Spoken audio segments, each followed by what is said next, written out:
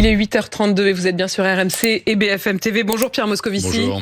Merci de répondre à mes questions ce matin. Vous êtes le premier président de la Cour des comptes. En fait, vous êtes le juge de paix, vous êtes l'homme clé, celui qui a permis de poursuivre le dialogue, de gagner peut-être un peu de temps et peut-être même d'apaiser et de séréniser le débat, si je puis dire, rétablir les conditions de la confiance avec notamment le Parti socialiste, avec les partenaires sociaux, puisque le Premier ministre vous a confié cette fameuse mission flash sur l'état réel des finances. On va y revenir.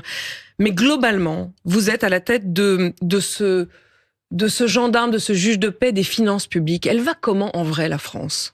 Vaste question, disait le général de Gaulle. Je ne peux pas me prononcer sur tous les plans. La France reste un grand pays avec une grande économie. Nous avons un statut dans le monde. Nous sommes membres permanents du Conseil de sécurité. Nous sommes membres du G7. Nous sommes membres du G20. Nous sommes fondateurs de l'Union européenne. Nous sommes un pays important de l'Union européenne. Nous n'avons pas du tout disparu de la carte. Nous restons une nation qui a beaucoup de ressources économiques, sociales, politiques, culturelles, etc. Mais si je regarde... J'attendais le mais. Oui, parce que malgré tout, mon métier à moi, c'est les finances publiques pour l'essentiel, c'est les politiques publiques, c'est la gestion publique. Et de ce côté-là, incontestablement, on peut mieux faire. Et notamment, s'agissant des finances publiques, je redeviens un peu plus sérieux, là, nous sommes dans une situation qui est entre le préoccupant et le grave. Je crois vraiment que le redressement de nos finances publiques, et c'est le message que je veux faire passer, c'est pas optionnel et c'est pas anecdotique. Nos concitoyens sont d'ailleurs maintenant très conscients que la dette publique est un problème majeur. Nous avons une dette publique qui est la 3e de la zone euro. Elle est à quelque 110% du PIB. Nous remboursons chaque année déjà 50 milliards d'euros pour financer la charge de notre dette. Notre déficit est à 6,1% du PIB. C'est technique, ça veut dire 180 milliards d'euros, et c'est 2 fois plus, 1, que les traités européens, et 2, que la moyenne de la zone euro. Sur ce terrain-là, nous avons très clairement décroché, et en particulier les 2 dernières années ont été des années noires pour nos finances publiques. Bref, le redressement, c'est maintenant. Et non seulement c'est maintenant, en 2025, mais c'est pour toutes les années qui suivent, parce que nous avons des obligations fixées par les traités. Nous devons revenir en deçà de 3% en 2029. Ça veut dire que chaque année, jusqu'en 2029, il y aura des budgets d'effort. Alors, budget d'effort, ça veut pas dire budget d'austérité. C'est quoi un budget d'effort ? C'est-à-dire que, franchement, Pierre Moscovici, c'est ça aussi qu'on veut comprendre. On va rentrer un peu dans le détail, parce que j'ai l'impression qu'à chaque fois qu'on dit qu'il va y avoir des efforts, chaque catégorie, évidemment, se lève en disant, bah oui, mais moi, je veux pas faire l'effort, je préférerais que ce soit d'autres, même si globalement, on se dit, oui, il faut faire des efforts pour la France. Mais c'est quoi un budget d'effort ? Ça veut dire quoi ? Ça veut dire des dépenses en moins ? Ça veut dire des impôts en plus ? Un budget d'effort, c'est pas un budget d'austérité, mais ça veut dire que nos déficits, qui ont beaucoup augmenté, doivent maintenant diminuer, et qui doivent diminuer année après année de manière assez substantielle. Il faut qu'en 5 ans, on passe des 6% à 3%. Ça veut dire, en gros, gagner 0,5 points de déficit par an. Alors attendez, non mais moi je voudrais qu'on redonne ces chiffres, parce que là vous parlez des 6%, des 3%, pour que ceux qui nous écoutent comprennent bien. En 2023, le déficit prévu par le gouvernement devait être de 4,9% du PIB. C'était déjà bien au-delà des 3%. En réalité, il a fini à 5,5. En 2024, ce qui était prévu, c'était 4,4. Et on finira à 6,1. C'est bien pour ça que je vous dis que les 2 dernières années ont été des années noires pour les finances publiques. Elles nous placent dans une situation qui est une situation difficile, qui nous impose un redressement. Et ce redressement, on ne doit pas le faire pour l'Europe, on ne doit pas le faire pour les marchés, on ne doit pas le faire pour les agences de notation, on doit le faire pour nous-mêmes. Parce que quand on rembourse, c'est ça le chiffre important. En 2021, on remboursait 25 milliards d'euros par an pour payer notre dette. En 2025, on va rembourser 53 milliards d'euros. C'est-à-dire que ça a doublé en 4 ans. En 2026, on remboursera 70 milliards d'euros. Pour vous donner des ordres de grandeur, 25 milliards, c'est le budget du logement, 53 milliards, c'est le budget de la défense, 70, c'est le budget de l'éducation nationale. Dans quelques années, dans 3 ans, la charge de la dette sera le premier poste budgétaire de l'État. Alors, c'est comme un ménage. Le jour où vous êtes très endetté pour financer, votre voiture, votre logement, etc., vous ne pouvez pas dépenser par ailleurs. Or, nous avons des dépenses massives à financer. Mais qu'est-ce qui attendez, s'est j'y passé ? insiste parce que ça, c'est très important. L'éducation, ça coûte. L'innovation et la recherche, il faut qu'on fasse un effort. L'écologie, c'est pas une option. La défense avec Trump et les guerres qui nous menacent, on doit absolument faire un effort. Or, vous ne pouvez pas investir quand vous êtes très endetté. Enfin, ça, n'importe quel ménage le comprend. Mais c'est ce que vous disiez. Vous commenciez par dire non, mais on reste quand même, on compte, on n'est pas effacé de la carte. On n'est pas effacé de la carte du tout. Pardon, quand vous on regardez, a des ressources, des quand atouts, vous regardez les milliards qui sont mis sur la table, sur l'intelligence artificielle, par exemple, du côté des États-Unis, et que nous, on en est à se dire, bah tiens, il faudrait que les Français, ils travaillent peut-être 7 heures de plus gratos pour trouver 2 milliards. On va y venir. Mais si vous voulez, ce que je veux dire, c'est que vraiment, il fallait marquer un coup d'arrêt à cette dégradation de nos finances publiques.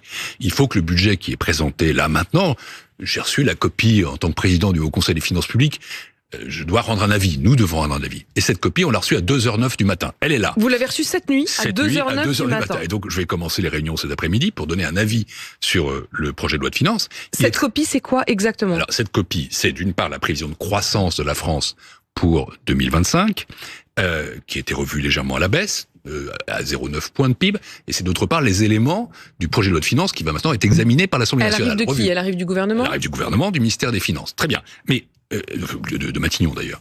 Mais une fois qu'on a dit ça, de quoi s'agit-il? Il faut, qu'on ait un budget vite. Il faut 2, qu'on ait un budget qui marque une rupture, un point d'inflexion, c'est-à-dire qui réduise le déficit.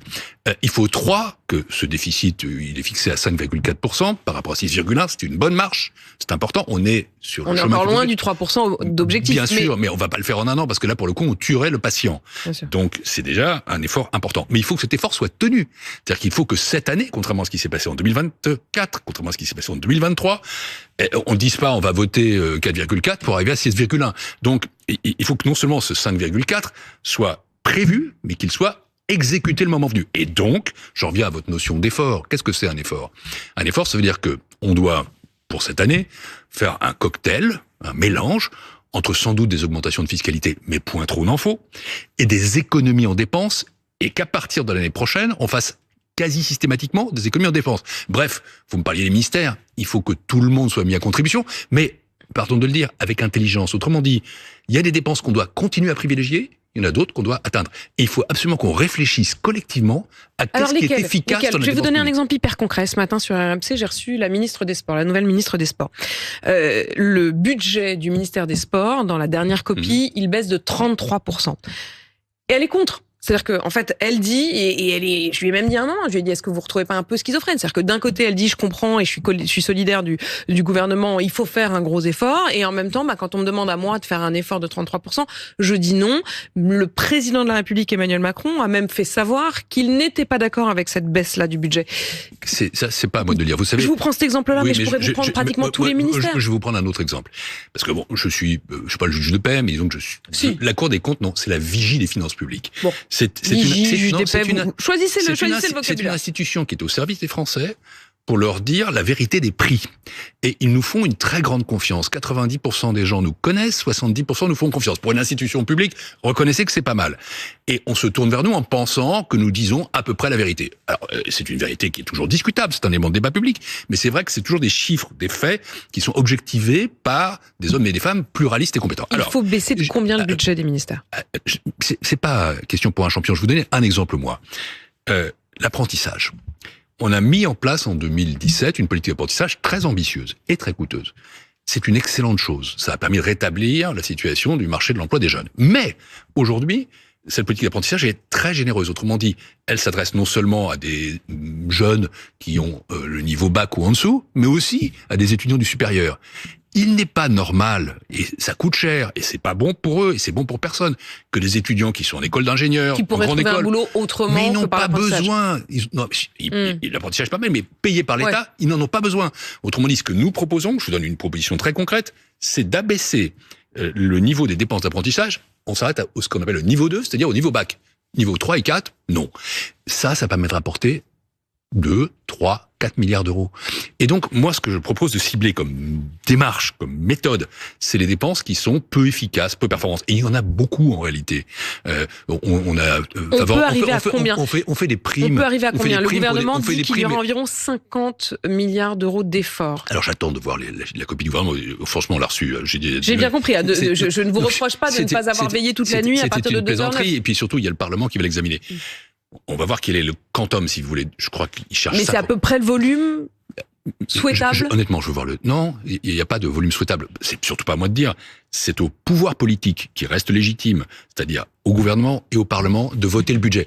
Mais ce qui compte pour les Français et pour moi, pour la Cour des comptes, c'est que, au final, l'équilibre s'établisse à un certain niveau. Autrement dit, vous pouvez faire, selon vos préférences politiques, idéologiques, intellectuelles, plus d'impôts ou plus d'économies. Moi, j'ai tendance à vous dire qu'il faut faire plus d'économies que d'impôts.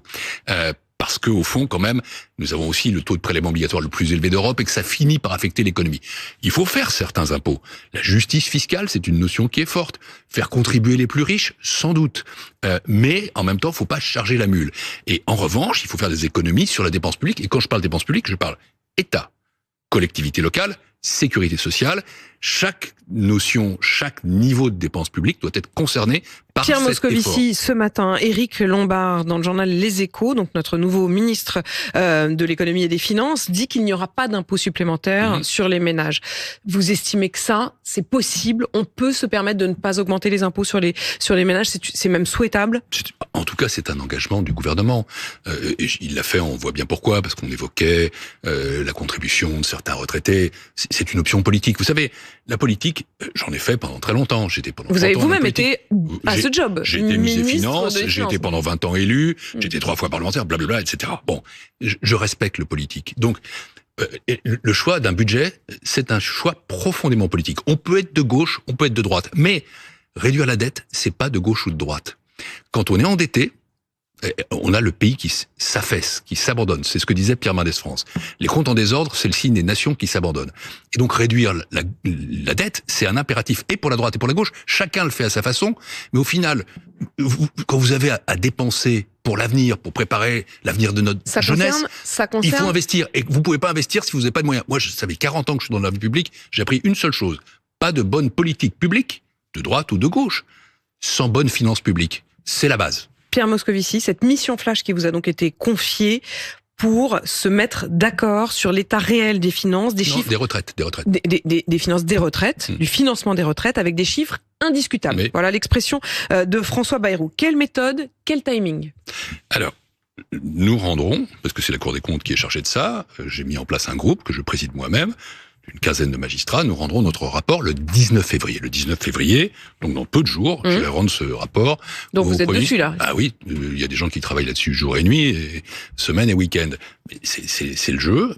Flash, ça vient très rapide. Le flash est déclenché. Donc on est en train de faire. Moi-même, je rencontre les uns après les autres les partenaires sociaux. Vous en avez déjà rencontré quelques-uns? Bien sûr, j'ai déjà rencontré le secrétaire général de FO, la secrétaire générale de la CGT, la secrétaire générale de la CFDT, de l'UNSA. Je vois cet après-midi le président du MEDEF.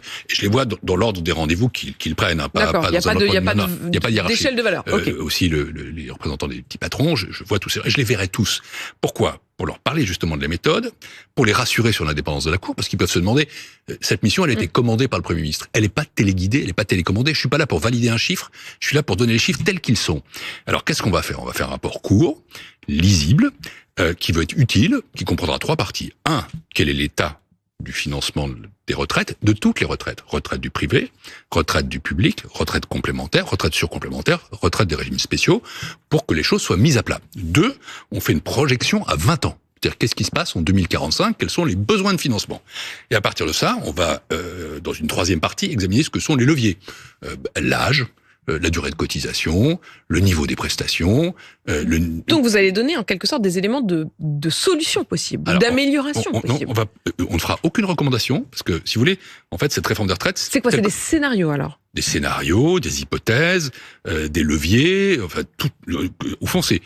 On fait c'est la carte, quoi. Et après, les partenaires sociaux vont faire le menu. Parce que si vous voulez, en fait, c'est une fusée à 3 étages. 1, l'expertise. C'est nous. Okay. Et on nous l'a confié parce qu'on nous fait confiance. Tout le monde est d'accord. Vous voyez, hier, j'avais Manuel Bompard qui lui refuse pour l'heure de discuter. La LFI refuse de discuter sur cette réforme de la réforme des retraites. Mais pour autant, alors que je lui posais la question de votre rôle et de cette mission, il disait qu'il avait la plus grande confiance.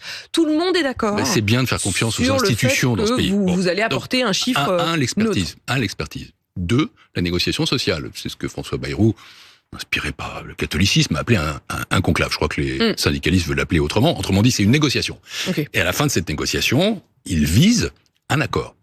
S'il y a accord suffisant, à ce moment-là, le 3e étage de la fusée, c'est le Parlement qui doit valider l'accord. C'est un pari. C'est un pari sur, d'abord, effectivement, la confiance qu'on se fait. C'est un pari sur la démocratie sociale. Et c'est un pari sur la sagesse parlementaire. C'est compliqué. Mais si, à partir de ça, on peut dénouer cette question des retraites, dont on a vu qu'elle empoisonnait le débat public. Alors, je vais être clair sur un point. Le Premier ministre a dit, pas de tabou. Oui, on peut revenir, toucher aux 64 ans.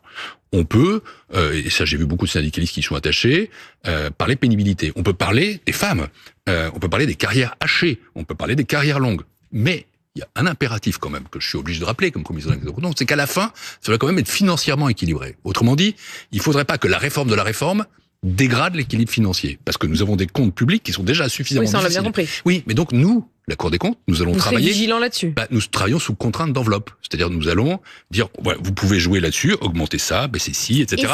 Mais il faut qu'au final ça s'équilibre. Et si, Pierre Moscovici, ce que vous constatiez lors de cette mission flash était pire que ce que vous aviez imaginé? C'est-à-dire, est-ce que vous avez réfléchi à la possibilité que les comptes soient plus mauvais qu'on imaginait? Je veux dire, il faut pas s'attendre à une surprise. En 3 semaines, 1 mois, on va travailler, on s'appuie sur ce qu'ont fait les autres. On s'appuie sur le Conseil d'orientation des retraites. J'ai aucune défiance par rapport au corps. Je vois ce soir son président. On travaille avec la direction de la sécurité sociale, avec la Caisse nationale d'assurance vieillesse, avec la direction générale du Trésor, avec les directions générales des finances publiques. Non, nous, ce que nous faisons, c'est une mise à plat. Il n'y a pas de cadavre dans le placard, quoi. Non, il n'y a pas de cadavre dans le placard. Mais ce qui est vrai, c'est qu'il y a des hypothèses et il y a des scénarios. Je vais vous prendre quelques exemples. Si notre taux d'emploi s'améliore, alors à ce moment-là, nos besoins diminuent. Et vous y croyez, vous? Là, dans le contexte actuel, quand vous voyez toutes ces boîtes qui ferment? Je parle à 20 ans. Si la productivité de l'économie française s'améliore, ça change aussi. Oui. Vous finissez par parler comme le gouvernement, qui a toujours des hypothèses optimistes. Non. Et dont vous dites-vous qu'elles sont trop optimistes. Non, je dis qu'on va jouer sur les leviers. Je n'attends pas de surprise. Ce qu'on attend de nous, franchement, ça doit pas être il y aura pas d'effet waouh. Nous sommes pas là pour une rupture. Nous sommes là, je le disais, pour que la table soit mise, pour que les partenaires sociaux sachent quelles sont les bases. Donc, la Cour des comptes va pas faire quelque chose de disruptif, mais ce sera quelque chose de solide et d'indiscutable, oui. J'ai encore 2 questions, Pierre Moscovici. L'une, c'est quand même que vous avez évoqué ce dérapage, ces 2 années noires. Vous avez fait face aux parlementaires sur cette enquête parlementaire, sur justement qu'est-ce qui a fait que ça a pu déraper.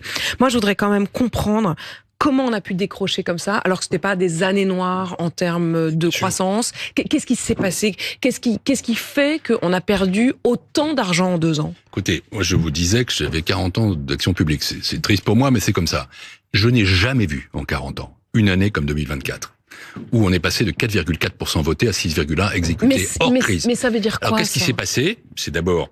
Il y avait des experts, il y avait des analystes, les prévisions ont été trop optimistes. Et j'ai fait une proposition devant la commission parlementaire, c'est qu'on soustrait la validation des prévisions aux politiques et à l'administration pour la confier à une instance indépendante, justement ce Haut Conseil que je préside. Et je dis ça, je pense que c'est d'intérêt général. Ça veut dire qu'on ne pourra plus avoir un gouvernement qui, en fait, fait son budget en se disant évidemment ok la croissance on nous dit que c'est 0,5 mais nous on va pousser, on va dire que c'est 0,8. On peut pas, si on est trop volontariste, si on est trop optimiste, on tombe dans ce que j'appelle l'hubris, c'est-à-dire voilà, on prend ses désirs. Ça veut dire qu'on prend ses désirs pour le péché d'orgueil. On prend ses désirs pour des réalités. Mais pardon, hubris c'est aussi une forme de mensonge. Est-ce que Bruno Le Maire s'est menti à lui-même? Est-ce qu'il nous a menti? À soi-même, c'est autre chose. Mais non, il y a eu aucune forme d'insincérité. Je l'ai dit. Je ne vois pas d'intention de tromper. En revanche, ce que je souhaite, c'est que, pardon, j'ai utilisé une notion de finances publiques très importante, la prudence. Des prévisions, ça doit être prudent. Après, ce qui s'est passé, c'est que du coup, comme les prévisions étaient trop élevées, on n'a pas eu tout à fait le même niveau de recettes, loin de là, et la machine à palper les recettes, si j'ose dire, ou à les estimer, s'est cassée. On a eu un niveau de dépenses trop élevé, et on a eu un niveau de croissance trop faible. Mais il est encore temps de réparer. Pour 2024, c'est fini. Mais pour les années suivantes, je propose vraiment de changer de méthode et de changer d'attitude. La prudence et la validation par une instance indépendante. Voilà 2 remèdes qui me paraissent fondamentaux. Pierre Moscovici, Donald Trump hier a dit l'Union européenne est très mauvaise pour nous. Ils nous traitent mal. Ils ne prennent pas nos voitures ou nos produits agricoles. En fait, ils ne prennent pas grand-chose. Quelle menace pour notre commerce, pour nos exportations? Écoutez, ça, c'est le vrai problème. On a un président des États-Unis, on a changé de monde. On a un homme qui est climato-sceptique, qui va sortir des accords de Paris, qui va déverser des hydrocarbures sur le monde entier. On a un président qui est isolationniste, donc il va falloir réfléchir à comment nous nous défendons, par exemple en Ukraine. Et on a un président qui est protectionniste, qui nous a imposé des droits de douane. Alors évidemment, les États-Unis continueront à être nos alliés, mais enfin franchement, il faut pas être hostile, mais il faut pas être naïf. Et les Européens doivent absolument s'outiller intellectuellement, psychologiquement et aussi financièrement, économiquement pour résister à ça, pour en tout cas riposter. En tout cas, il ne faut pas minimiser la menace. Non, mais ça c'est un changement fondamental. Et vous savez, on parle de choses qui sont parfois mineures. Celle-ci, elle est essentielle. On a changé d'air aux États-Unis. Quand on change d'air aux États-Unis, on change de monde. Et donc il faut aussi que nous en prenions conscience. Merci Pierre Moscovici d'être venu aussi précis ce matin, premier président donc de la Cour des comptes et à la tête aussi du Haut Conseil, on l'a bien compris, aux finances publiques. Il est 8h52 sur RMC et BFM TV.